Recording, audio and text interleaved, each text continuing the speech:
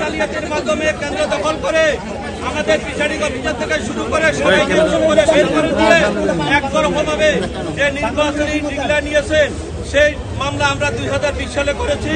দীর্ঘ আইনি প্রক্রিয়া শেষ করে আজকে আমরা ইনশাআল্লাহ আল্লাহর কাছে লাখো কোটি শুকরিয়া জানাই যে আজকে আমরা ন্যায় বিচার পেয়েছি। বিজ্ঞ আদালত আমাদের সকল বক্তব্য শুনেছেন, আমাদের 6 জন সাক্ষী দিয়েছেন, বাদী সাক্ষী দিয়েছেন এবং এই নির্বাচনে যে একটি ত্রুটিপূর্ণ নির্বাচন ছিল, ইভিএম জালিয়াতি ছিল, ভোট ডাকাতি ছিল এবং সর্বশেষ একতরফাভাবে RICL TMX যুগের পর যুগ স্থাপনা থাকে মজবুত। আমাদের সকল অভিযোগগুলোকে অস্বীকার করে যেভাবে একতরফা রায় দিয়েছে সেই রায়কে যে আমরা চ্যালেঞ্জ করছি সেটা আজকে আমরা সন্দেহাতীতভাবে আজকে বিজ্ঞ আদালতে আমরা প্রমাণ করতে পেরেছি।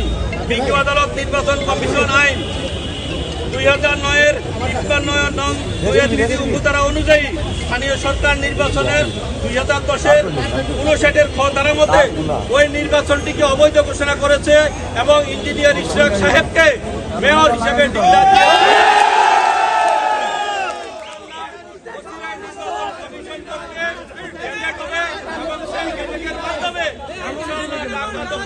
কর্পোরেশনে অচিরেই মেয়র হিসেবে উনি শপথ গ্রহণ করবেন।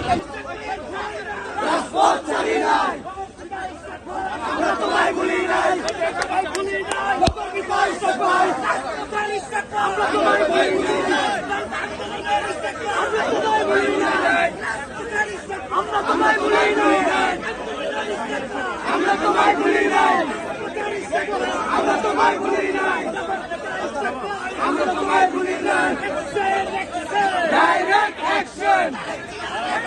Direct action! Direct action!